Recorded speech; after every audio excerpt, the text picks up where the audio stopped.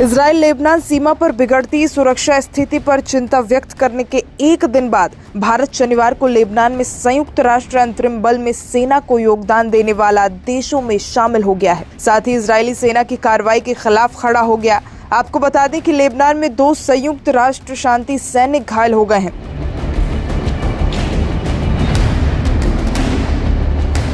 New York में संयुक्त राष्ट्र में भारत के स्थायी मिशन ने एक्स पर एक पोस्ट में कहा, एक प्रमुख सैन्य योगदानकर्ता देश के रूप में भारत 34 UNIFIL सैन्य योगदानकर्ता देशों द्वारा जारी संयुक्त बयान के साथ पूरी तरह से खड़ा है।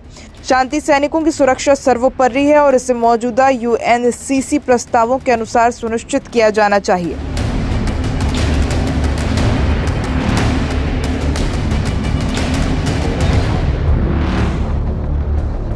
इजराइल की सेना ने कहा कि शुक्रवार को दक्षिण लेबनान के नकौरा में उनके वॉच टावर के पास एक इजरायली हमले में श्रीलंका के 2 संयुक्त राष्ट्र शांति सैनिक घायल हो गए।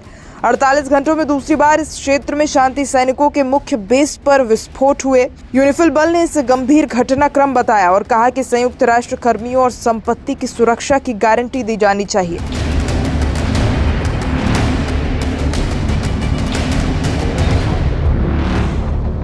बल में दर्जनों देशों के 10,000 से अधिक शांति सैनिक हैं। इसमें भारतीय सैनिकों की संख्या दूसरी सबसे बड़ी है। भारत के लगभग 900 सैनिक इसमें शामिल हैं। ये बयान संयुक्त राष्ट्र बलों को निशाना बनाने वाली इजरायली की कार्रवाइयों पर भारत की बेचैनी को भी दर्शाता है।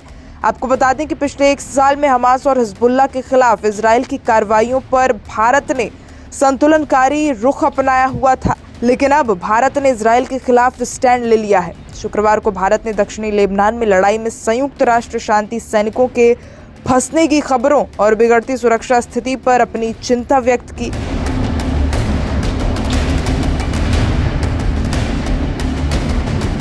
विदेश मंत्रालय ने कहा, हम ब्लू लाइन पर बिगड़ती सुरक्षा स्थिति से चिंतित हैं। हम स्थिति पर बारीकी से नजर रखे हैं। 120 किलोमीटर की ब्लू लाइन संयुक्त राष्ट्र द्वारा मान्यता प्राप्त सीमांकन रेखा है जो दक्षिणी लेबनान से इजरायली सेना की वापसी को दर्शाती है।